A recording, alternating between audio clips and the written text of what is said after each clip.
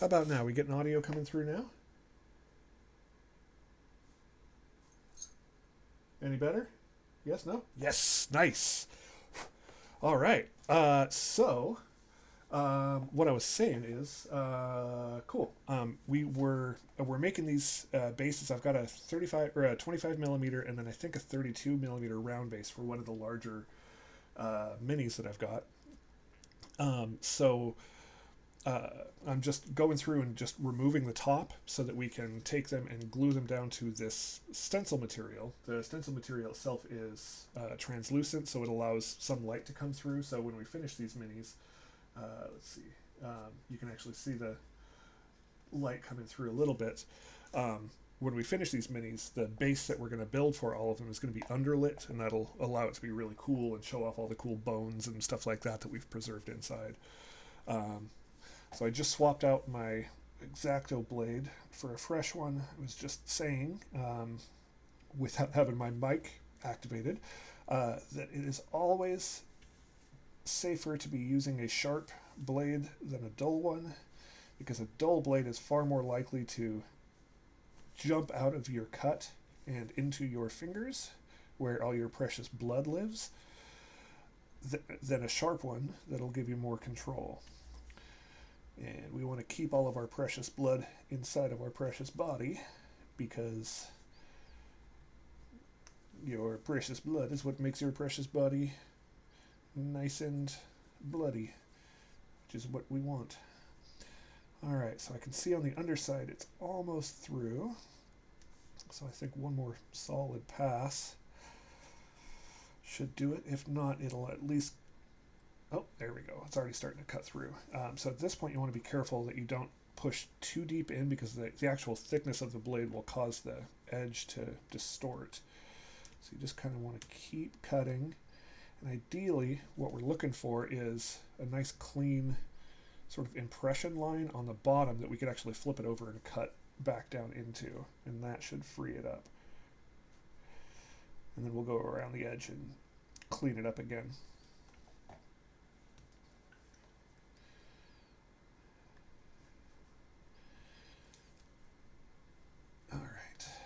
Almost there. The hardest part with doing this is not getting impatient and just hacking away at it. But that's like with any craft. Just be nice and patient, do it right.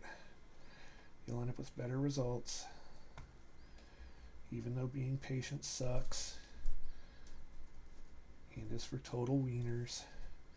Sometimes crafting requires you to be a bit of a wiener.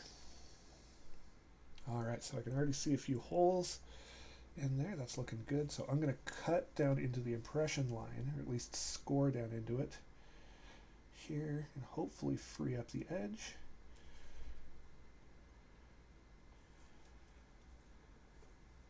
Let's see.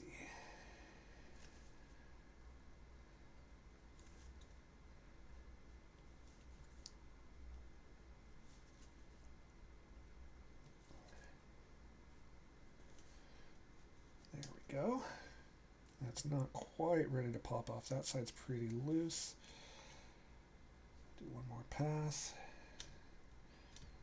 Gently sort of sawing and perforating this without warping it too much. That's nice.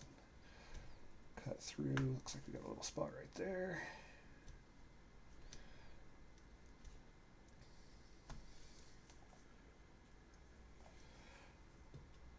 That's right, Jen. It is about to pop off in here. Shit's about to get real. By which I mean I'm going to have a hole in a plastic circle. Real crazy. Alright, so starting to come out. We still got a lot on this side.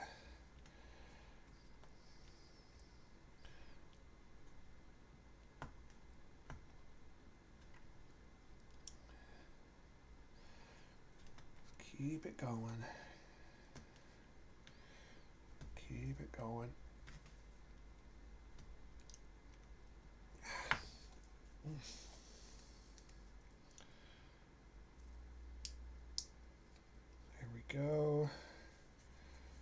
a little more right there. Let's flip it over and try it from the underside again. Bingo. Alright, so it's not the cleanest cut in the world, but that's alright. That's plenty for us to work with, and we can go through and clean up the edge now. So here, I'm just going to try to lay it flat. I'm actually going to get my extra cutting mat here out. Just sort of shave. You see that at all? There we go. Just sort of shave and let the nice round shape of this work with me. Nice and gently. Just don't want to stretch this out and distort the nice round shape.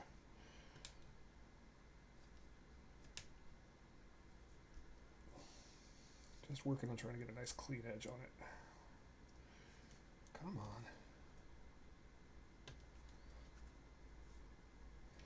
There we go. And once you get it just right, it'll just sort of plane.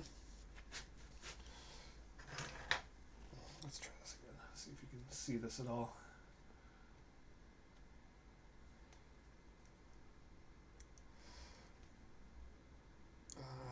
Now I'm starting to gouge in too deep. Yeah, that's starting to get into the lip. I want to be careful about that. And crap. I just broke it. So, super glue to the rescue. Alright. About to be rescued by our good friend cyanoacrylate. That is capable of fixing just about any mistake a crafter could make. A little bit there, a little bit there, and then we hold it in place.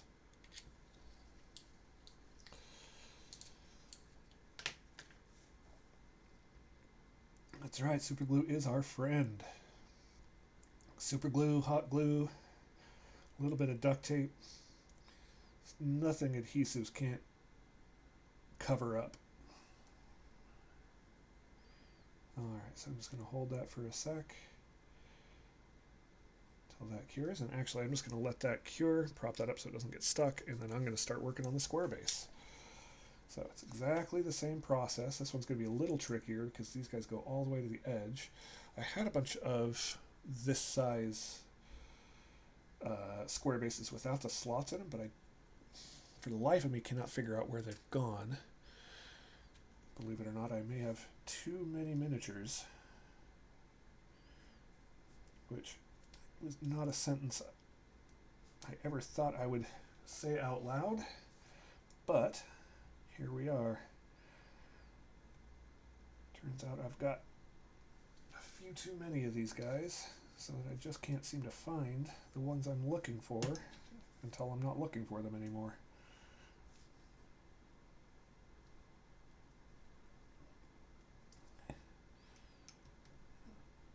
And if that's not the nerdiest problem to complain about, I don't know what is. But I know who I am. Alright, so this one's cutting much easier. It may be because it's cutting in a straight line rather than trying to go around a circle. I think the top of this is a little bit thinner as well.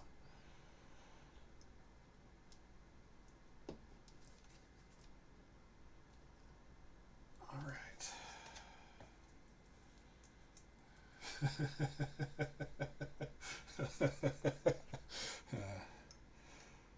Yeah, Jen knows what's up. Alright.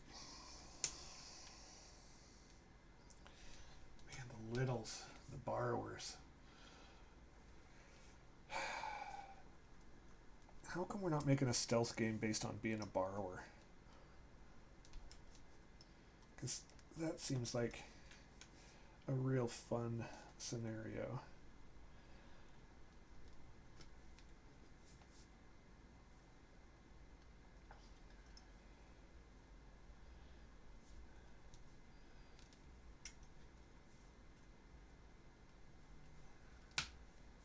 Kind of a knife to meet you meets, I don't know, some other genre or game. Not a great elevator pitch, I admit, but whatever.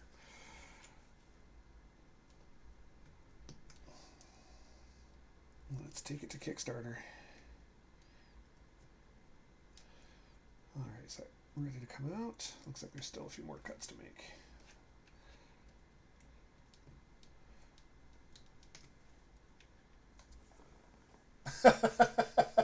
Goblin's jumping in, huh? Those that don't, that might be hanging out in chat, Goblin is Beards Wins unbelievably cute puppy. In fact, so cute it should probably be illegal. But I'm not a narc, and I'm not going to call the... I guess it would be the fuzz, wouldn't it? It'd probably be the fuzz that would come bust us for how ridiculously cute Goblin is. He decided to go stand on the keyboard for a minute. Which unfortunately is still the closest I've had to interacting with Goblin in person to date, thanks to COVID-19. Truly is the worst tragedy to come out of this entire pandemic. No, that's not true. That's not a okay thing to say. But you know what I mean.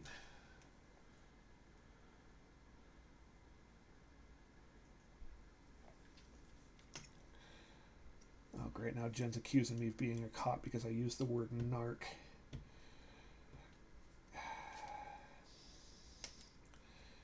Jen, you can call me what you will, but it is not nice to call your friends cops.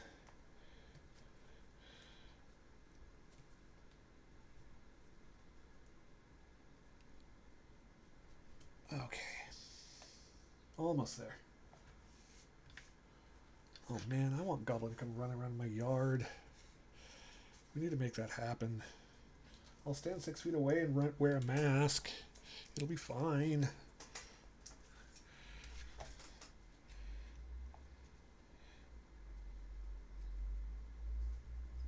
He can bark at the neighbor's dog and it'll be fun.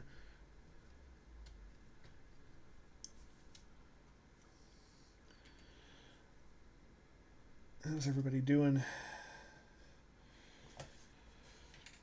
Aside from being bored enough to hang out, watch me make little slivers of plastic with a knife.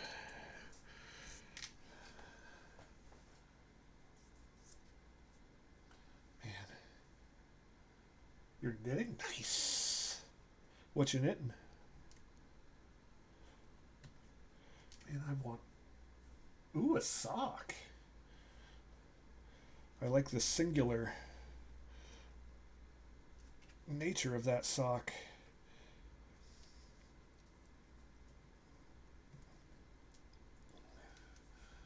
I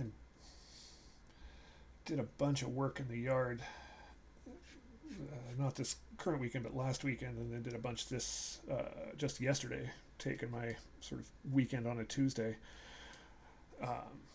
and was sitting out in the backyard burning a bunch of branches from an old dead tree I cut down, and realized that I'm not going to get a chance to do that sort of thing with a bunch of friends in my yard the way I like to do every summer.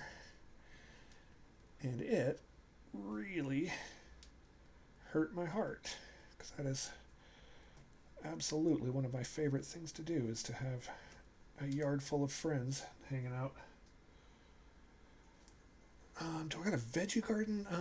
Not so much this year. I've got a bunch of tomatoes and cucumbers growing in pots this year, but our veggie garden area got so overgrown, and I didn't get out there and clean it up enough, and I'm thinking about tearing it all out this year to put in a patio up there and then build some new raised beds. The raised beds that we have were built by the previous owners, and they're really kind of decaying and in not great shape.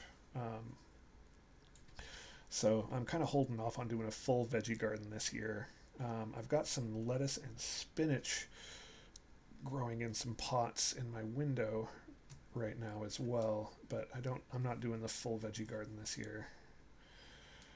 Mainly just trying to keep up with my flower gardens that we got with this house. There are crazy huge flower gardens that are absolutely beautiful, but they are so much work to keep up with, and by the time I'm finished weeding one, the others have gotten completely overgrown, and it's just a non-stop battle. But we let them go way too much last year, so I'm trying to make up for that this year and recover them a bit. That's something else I'm going to try to do next year, is start looking at ways that we could install some raised beds with kind of river rock and some lower maintenance plants while still keeping a bunch of the flowers that we do have. The previous owner was retired and a gardening enthusiast and absolutely amazing at it. So we've almost always got something in bloom, and I'd like to try to preserve as much of that as I can. It's gone absolutely nuts out there right now. We've got these rhododendrons and other bushes just covered in flowers, and our irises are coming up. I've got snapdragons and things like that coming up, and there are the happiest big fat bumblebees out there just buzzing around, having an absolute blast, just loving it. So I want to try to preserve that and make sure that I'm giving them as much habitat as I can, but need to do something so that it's a little easier to maintain, because I do not have the time that a retiree can. But it's a pretty cool spot, and you guys should come hang out, wear some masks. I'll sit around a fire and watch Goblin dig up stuff and bark at the neighbor's dog. It'd be fun.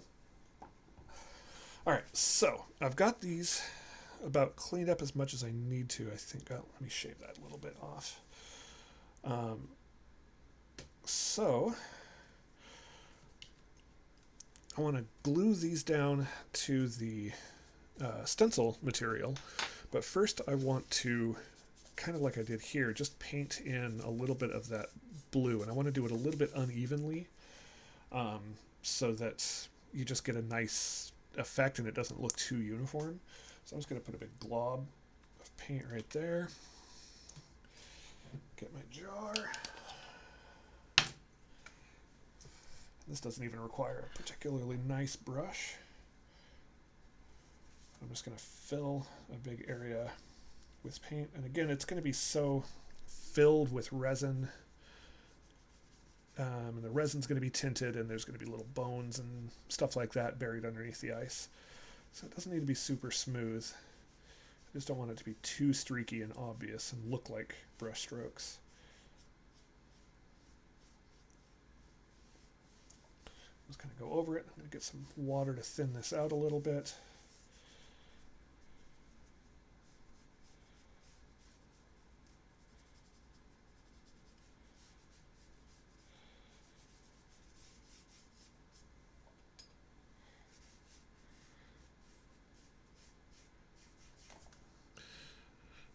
And the paint I'm using is from Vallejo. It's a acrylic paint. It's literally just called Blue Green from their model color line. I'm just kind of looking for that nice aqua tint.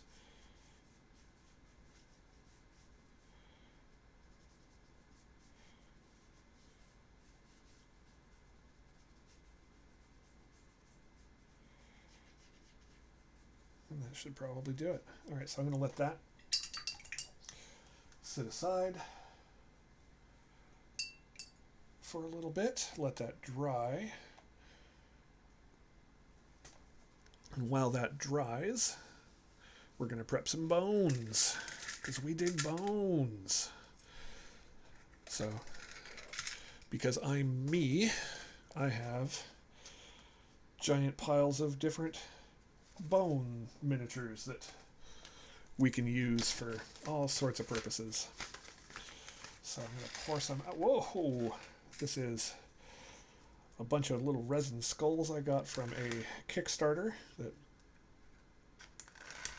absolutely ruled, where I could get hundreds of little skulls And then I've got a bunch of these bones from skeleton warriors. Oh, those are just a regular set of legs. Let's grab a couple little torsos here. A couple of these skulls just for variety. We're not going to do all of these. We're just grabbing stuff that'll look good. Ooh, it's kind of a rad skull we could put onto the shield just to make it look like the old battlefield.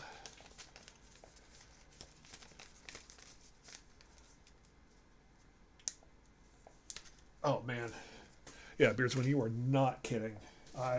There are very few things in the world I want more than a resin printer.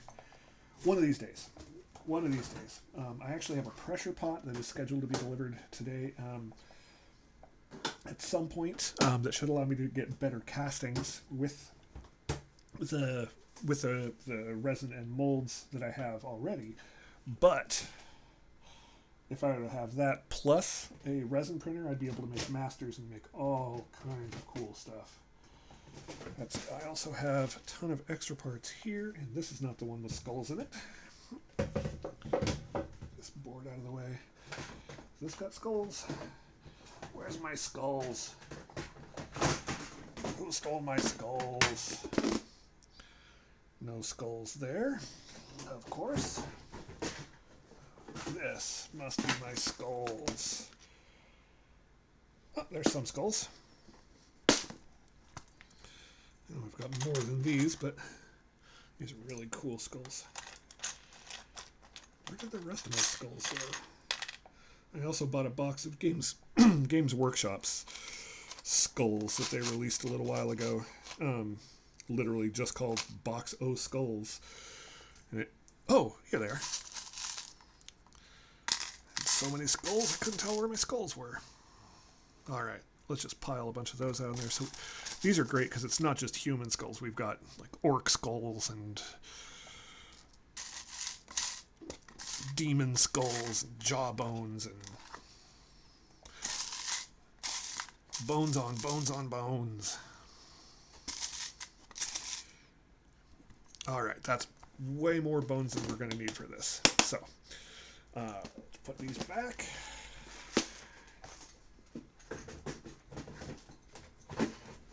Back in the bone zone.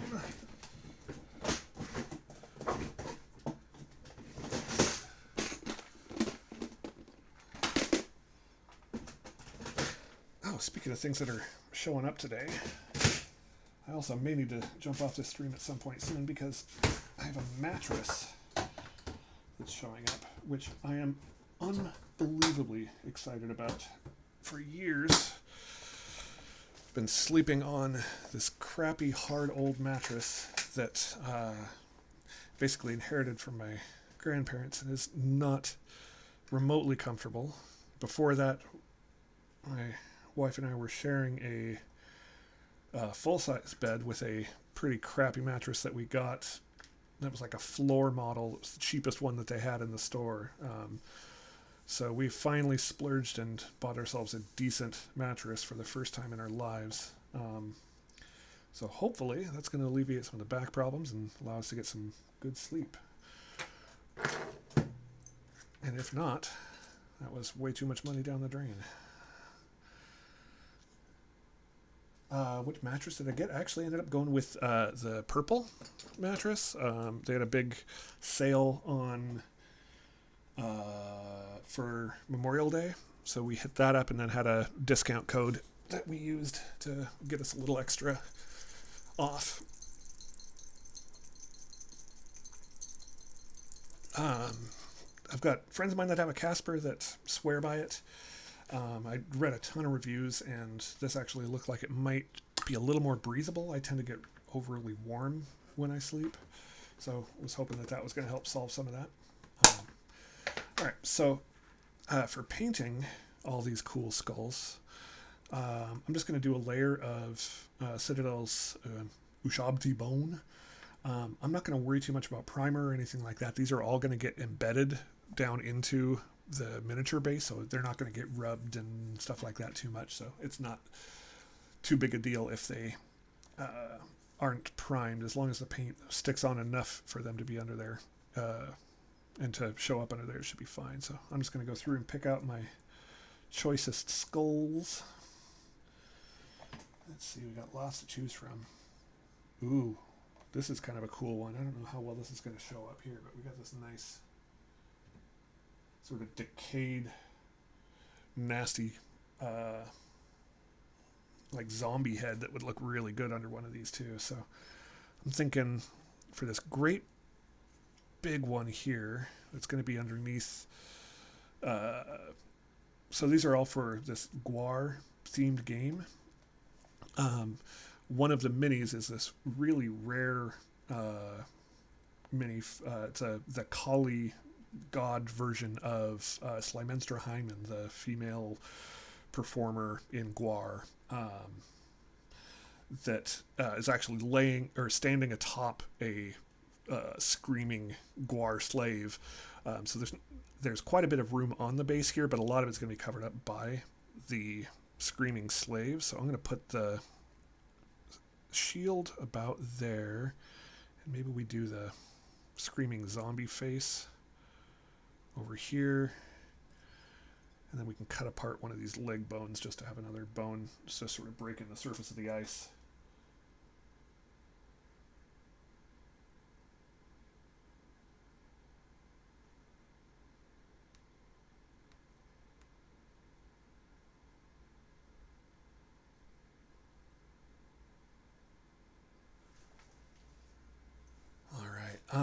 What else we got? And we've got this guy here that we're going to need a few more skulls for. This is a cool one. It's kind of a crooked jaw. And then, yeah, why not? Let's do one of these more cartoony orc-looking skulls right there. And then we could probably just use the extra leg from this guy. All right, so I'm going to move all the rest of these hundreds of skulls out of the way so I don't get them all mixed up. Now, since we're going to be doing this combination here, only a few of them actually need to get bone color paint. This guy we're actually going to want to do a little more painting on. We'll do that here in a little bit. All right, so now we've got a little leg bone with the joint. I've got a extra foot that we could pop out if we wanted to. Here's the extra leg, and then we've got the pelvis. Move these guys out of the way. And then let's glue down the little skull emblem onto the shield.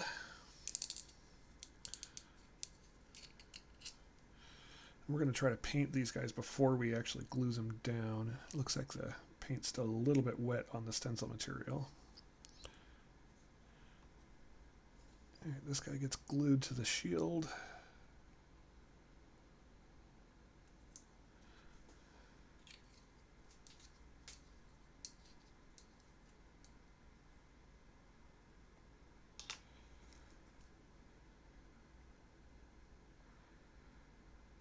Turn that a little bit.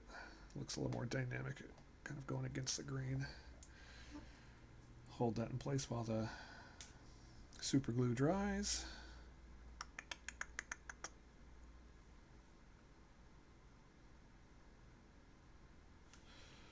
All right, that should be enough pressure. Let that cure on its own. All right, so let's take some of this Ushabti bone. Ushabti? I don't know what that is in reference to. Something, I'm guessing it's one of the sort of Egyptian undead lords in the Warhammer universe. Since this is a Citadel brand paint, a little bit of water.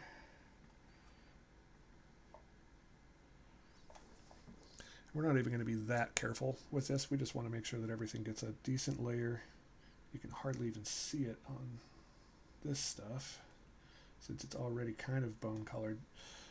But the more important reason for getting the paint on this is that when we go over it with the inks and stuff to help bring out some of the detail, it'll flow a lot better over paint than it would over bare plastic. Here's the foot. Here, let's do one of these skulls so that it shows up a little bit better.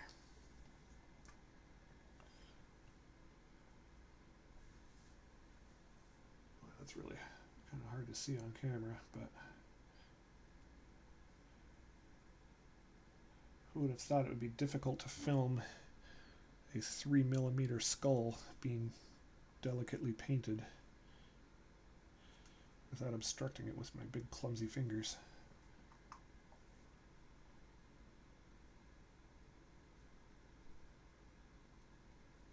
Again, I'm really not looking for a prize-winning paint job on these guys.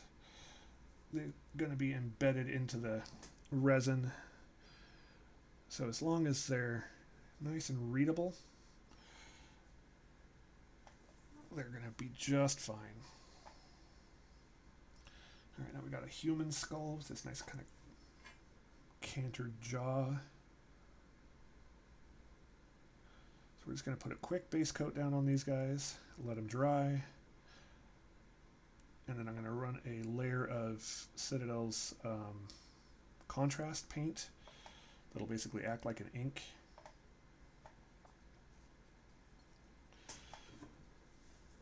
And flow over this stuff to bring out more of the detail, make it a lot more readable.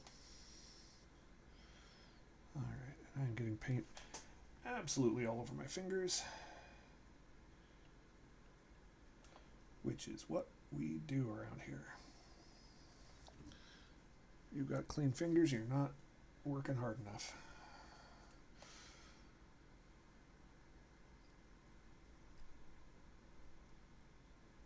Alright, paint on that foot. And a little more on this pelvis. On the pelvis.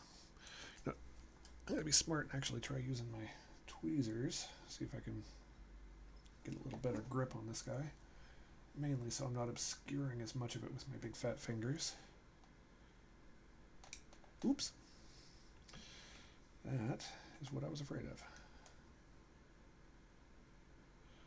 I don't know how many times I have launched little tiny bones and skulls halfway across my crafting studio. Oh, just like that. I'm sure that whenever I finally get around to moving, hopefully not soon, whenever I get around to moving and kind of deep cleaning this place, I'm going to find just a graveyard of tiny little bones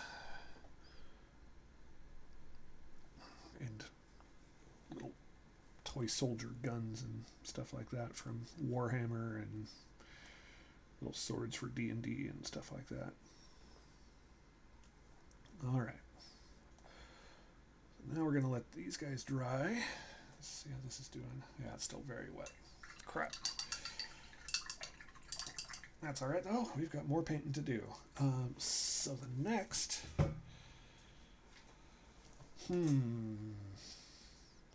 So for this kind of zombie skull, I'm thinking... You know what, I'm going to go with a very light sort of Caucasian skin tone first, and then we'll do like green and blue washes over it. And this is already very close to this sort of bone color. But it's just this really desaturated sort of human or Caucasian skin tone. I'll go in and probably paint the eyes in a different color. Again, we don't really need primer or anything like that for these, because we're not looking for durability. It's going to be encased in resin. I'll do that there. And then let's get some brown out for the shield here. We're going to do the wood, and I'm actually going to mix it with that same Rekarth flesh tone to really age it and desaturate the brown. You see the palette I'm using here? Let's see, where can I put that? I'll just turn off the picture-in-picture so you can see that a little more. Okay, there we go. Cool. So the palette that I'm using here, this is literally just a little piece of plastic food storage container, Tupperware thing. There's a couple pieces of paper towel laid down on the bottom, and then a piece of parchment paper stuck down on top. And then I use a little eyedropper to pinch water down into the sides, and that helps make these acrylic paints last much, much, much, much longer than you would otherwise, and gives you way more control over their sort of color and viscosity. And I highly, highly recommend a wet palette like this. There's places out there where you can purchase wet palettes for, I don't know, but they're legitimately so simple to make that I don't know why you would. So I'm going to just kind of blop in some of this brown for the wood. And I'm thinking I might do like a bronze color for the skull emblem on top. Maybe with a little bit of patina on it. And maybe do the same thing for the border on it, because that should look really cool. There we go. You know what? I'm going to do the same color. Well, no, I'm going to do like more of a black tone for the hair.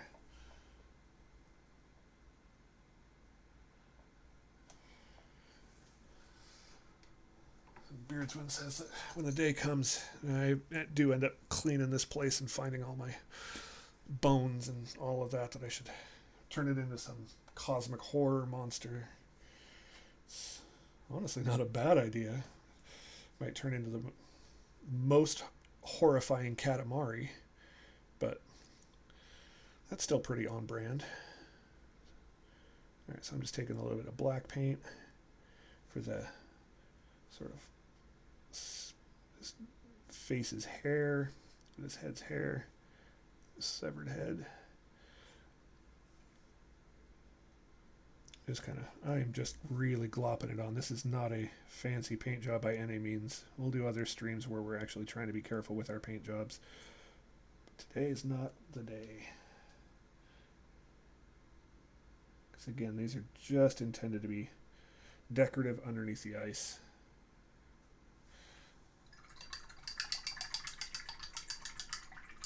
Give him the emo hair. Well, I could sculpt on a little swoop over his eye. He sits around smoking cloves at a Denny's with his sketchbook talking about how nobody understands. Alright, so I'm going to do one more coat of this sort of Caucasian flesh. I'm going to add a little bit of the bone ivory color in there too to brighten it up a little bit. Because once we put the inks on it, it's going to darken up a lot.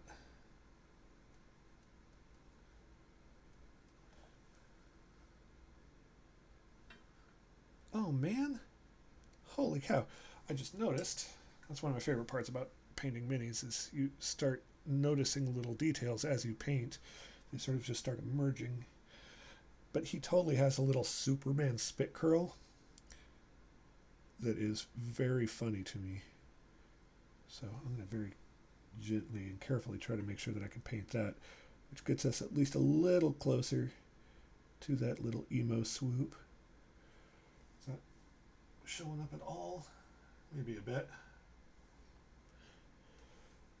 Alright, so let's set this guy down. Oops. And accidentally take off a bunch of paint in the process, because I'm an idiot.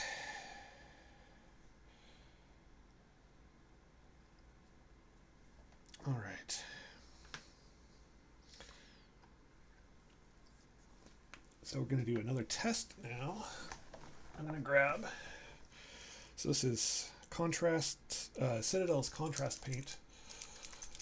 This is Guillemot flesh that we're going to use as a wash over one of these bones, just as a test to see how it looks. See if it darkens it up the way we want it to. I'm going to start it with this little leg bone that we cut the foot off of. This contrast paint's super interesting. It's very thin but highly concentrated and has some sort of medium or carrier that I'm not entirely sure how they formulated it, but it tends to flow sort of like an ink, but stain a little heavier. And you can end up with some really nice effects. You can also end up with some really terrible effects if you're not careful, and it definitely has a bit of a learning curve. But it's neat stuff. So I'm just going to not be super careful with it. Just kind of glob it on, and you can already see it tends to pool up in little recesses like this, and I'm going to try to avoid that. That's one of the telltales you get with contrast paints. It sort of ruins the illusion. But you can see that it's already filling in the little cracks between them and helping show off all the detail. So you can see the sort of kneecap and the individual bones way better than you could before. Take that, set it down gently. Do the same thing with this guy.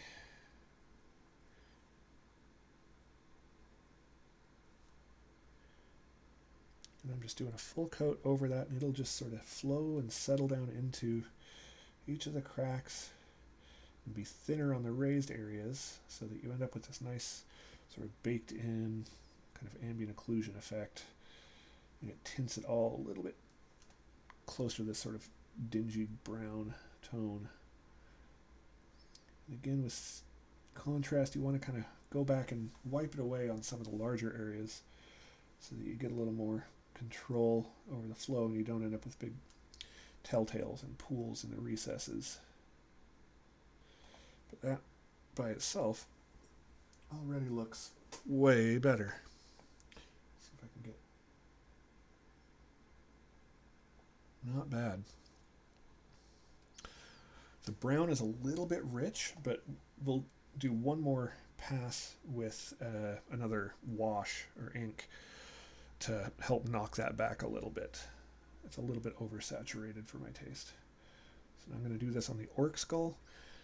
I should wait until these things are completely dry. Oh yeah, actually this paint is way too wet to do this effectively, so I'm going to try to clean up my mess that I just made here. It's already blending with the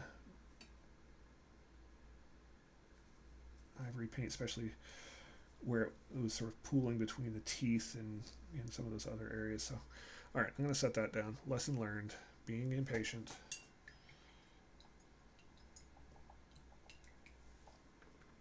So while we wait for that to dry, let's do this bronze color. And for bronze, I actually like to use copper as its base color, and then go over it with a bit of a bronze highlight. Shake this stuff up. And I've got this Vallejo, it's actually an airbrush copper color that I've been using for years. The nice thing about airbrush colors is they tend to have a little more pigment and be a little more opaque than standard paints. So they tend to cover a little better, and I find that to be really useful for metallics in particular. Metallics can be a very difficult and frustrating color to work with, or type of paint to work with if they don't spread well. But this particular copper color is one of my all-time favorites. That little tube I bought probably 10-15 years ago, and I've been using it ever since. It doesn't take much. So I'm going to go over and just sort of gild. Is it gilding if you're covering copper? Is that still called gilding? Anybody know? Whatever, I'm going to call it gilding. I don't care. I'm just going to sort of cover this whole thing, this copper tone. And then once it's dry, we'll give it a wash to knock back some of the detail. I'm going to go around the edges of this as well with the same tone. Then we'll use a wash, probably a Nuln oil, which is another Citadel paint, one of my all-time favorites. It is a sort of a thinned black wash that goes over stuff and really knocks the color back. It darkens everything, but it really settles down into the recesses and makes things look just grungy and filthy. It looks really good. All right, so now hold this up so you can see that copper color is really coming through very nice. And It looks brand new, but we're going to fix that real soon. So it looks like the skin tone for the screaming head has dried.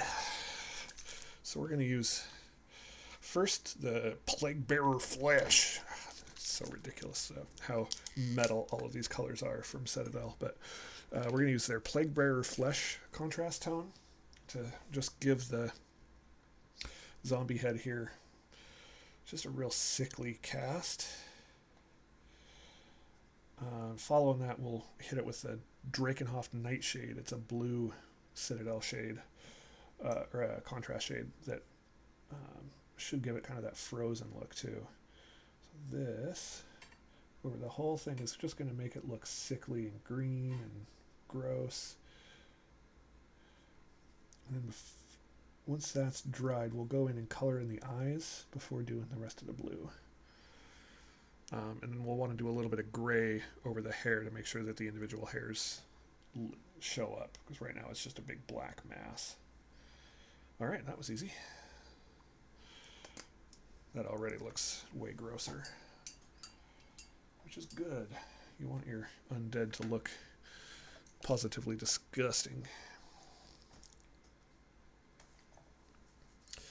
All right, so now I've got a little liner brush. I'm going to mix in some of this sort of gray tone with the wood, get a real fine detail, and we're going to try to just touch up a little bit of the wood grain on this shield. Just real gently putting in a few little stripes along the grain here. Just give it a little bit of contrast, and that'll pop a lot more once we add the inks and stuff. It's also a good way to cover up any of the extra copper that got in places where it shouldn't have. I'm going to come back to this orc skull, try to cover up some of that blended stuff. Get some of that Ushabti bone, brighten up some of the highlights along the jaw here. Big teeth, just any of the big key details that you want to be able to pop out. Again, this is going to be under a bunch of resin, so you just want it to be super readable and really exaggerate some of the features here.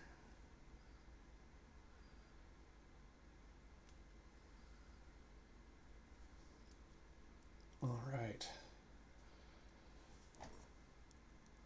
Got a big collection of bones. Let's clean that. Let's see what's next. So I'm going to move this out of the way. We're going to test this. Is this... it's getting dry. All right. Cool, cool, cool, cool, cool. So while the paint dries on these guys, we're going to take our stencil material back over. And we're going to glue down... Oh, I need to clean off the little flashing on this guy before it gets glued down. We're going to glue down our hollowed out bases over the sort of blue painted section here. And we're going to really kind of flood the area with glue. So just going through and making sure the edges are nice and clean. I said we're going to flood those because we're going to end up filling these back up with resin like we see here. And we want to make sure that nothing leaks out. So, take a little more of my cyanoacrylate glue. Open this up. This is a tip that I learned from Adam Savage. So you can buy super glue or cyanoacrylate glue in great big bottles or in little tubes like this. It is almost always more economical to purchase the little tiny bottles like this. You could save money by getting the great big bottles, but are you ever actually going to use that entire bottle before it kicks? Probably not. So better to have a bunch of these little ones and just use them and toss them before they kick. And then if one does kick, harden up before you're ready. All you're out is one little tube. Plus you can have them wherever you need them. This is a gel, which I like okay. It tends to take a little longer to set, and I don't think the bonds are quite as strong. That may just be me, though. I'm just going to take that, press that down nice and hard.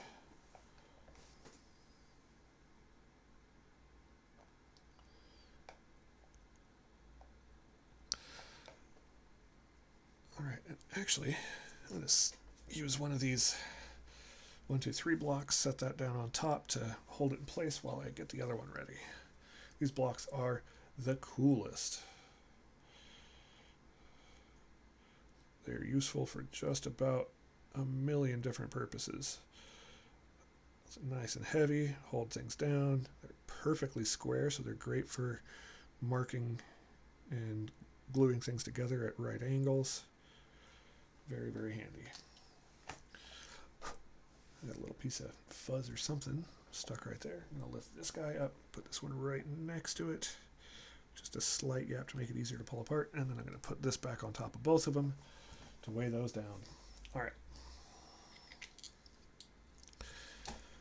So, it looks like the copper paint's probably dry enough. So let's get some of this Nuln Oil. Whoop. And I'm actually going to get my other favorite shade. This is Nuln Oil and Agrax Earth Shade. These are both from Citadel. These are washes or shades. I'm going to start with the Nuln Oil and just give it a good heavy wash over the shield here. Make sure it's in a spot where you can see too.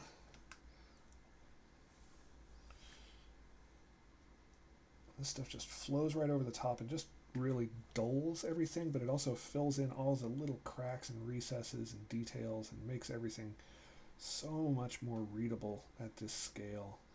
It just kind of bakes in all these shadows that you don't get otherwise. And suddenly it goes from a big shiny sort of monochromatic shape into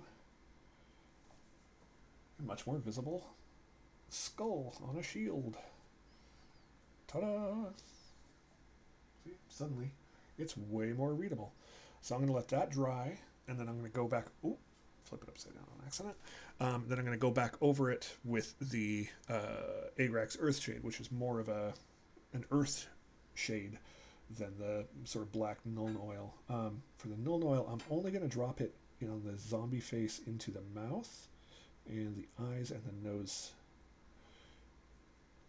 And I'm actually going to, once it's in there, I'm going to use my brush to just pull out all the excess. I don't want it too strong, but I do want to be able to see some of these details.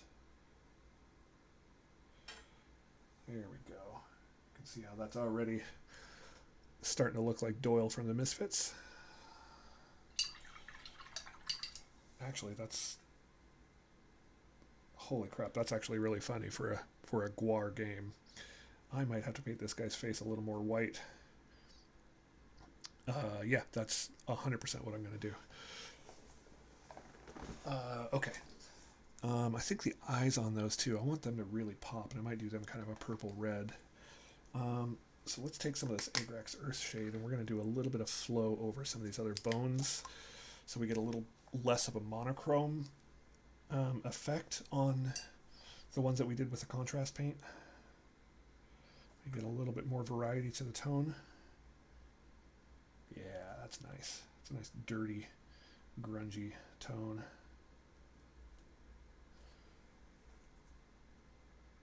Yeah, that looks good. Cool. So we'll prop this guy up. Let's try this on the orc skull now. It looks like it's a little drier. Be a little more discriminating about how we're applying it. This guy's going to want a good dry brush after it's completely dry to really bring a lot of the highlights back.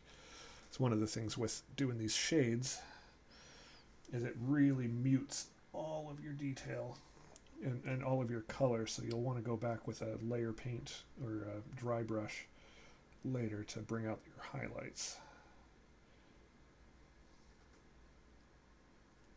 All right. So set that guy there. Is that going to stay? Of course not.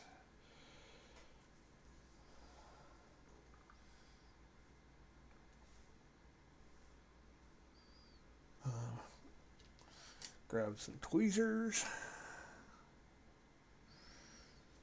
You can never have too many bones when you're making miniatures about battlefields in the 41st millennium.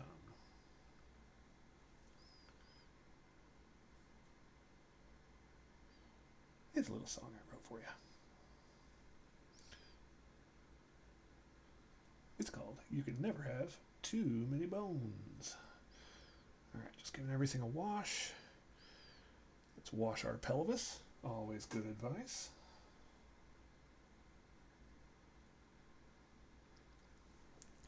There we go. It goes from just sort of this ivory lump to something with some actual detail. So now we're going to let those guys dry. Let's see our... Actually, here, let's grab Doyle here.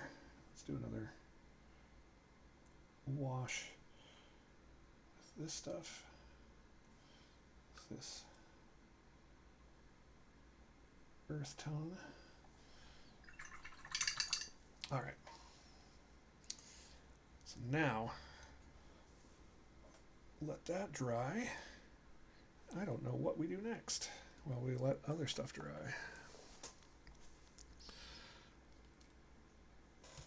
All right, this stuff's glued down well. Good. That's right. Wash your pelvis, flatten that curve. That's right. Now what? Oh, let's work on our shield again.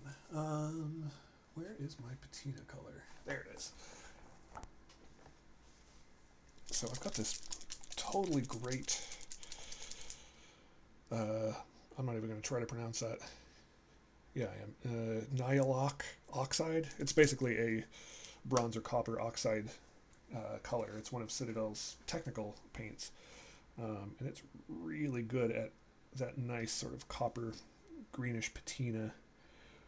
So I'm just going to brush some of this stuff down into some of the recesses of the shield as well. And sort of let it pool up.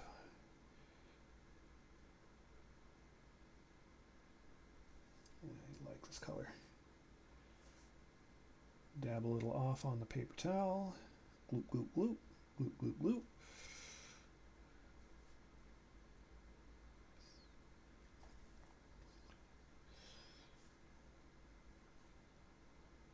So I'm also going to share one of my favorite channels I found recently on YouTube. I don't know how many other folks like watching crafting videos and stuff, but I just rediscovered, I'd seen it before, but I'd forgotten how much I loved it. This guy, Michael Cthulhu, who makes just ridiculous, giant swords. Makes them out of steel. Does all the blacksmithing and stuff, and he's just this. I think he's got a bit of an Irish accent, but I think he's living in the United States. I'm not positive. There's the, you can see some of the detail on the patina there, but and he's just the nicest dude. I've been watching this one where he makes. I think it was called Requiem, something like that. It was from some fighting game, but it's literally a 6 foot tall blade that's probably 2.5 feet wide. The whole thing ends up weighing like 75, 85 pounds. Just this massive thing out of solid steel that he builds.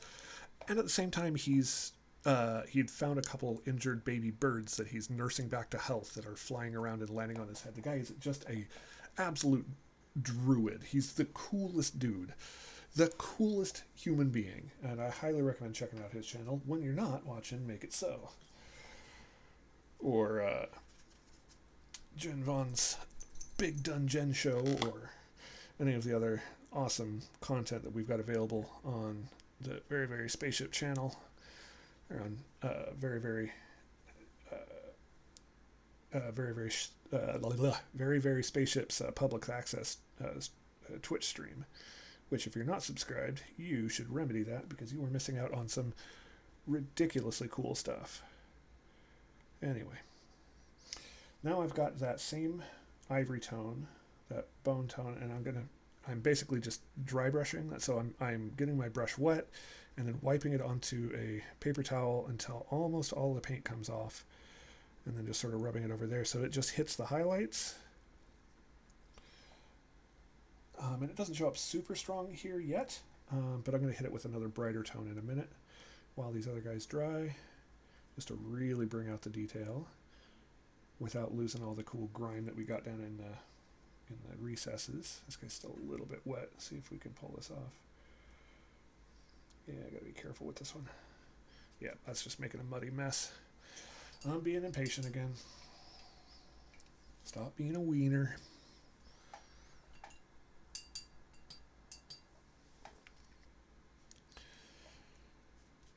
All right. Well, and if you're not watching the Twitch stream and you found this on YouTube, you can check out Very Very Spaceship's channel at youtube.com/vvspaceship. I also recommend hitting like and subscribe on my videos so you can be alerted of more stuff coming up. All right, I think we are at the point where we need to watch paint dry, which is the most boring step aside from watching resin cure. So I'm going to go ahead and take a break here. We're going to pause here and we'll come back in, I don't know, about an hour, maybe half hour, and do some more painting. Till then, take it easy, everybody. Thanks for hanging out, and we'll see you real soon. Bye-bye-bye-bye.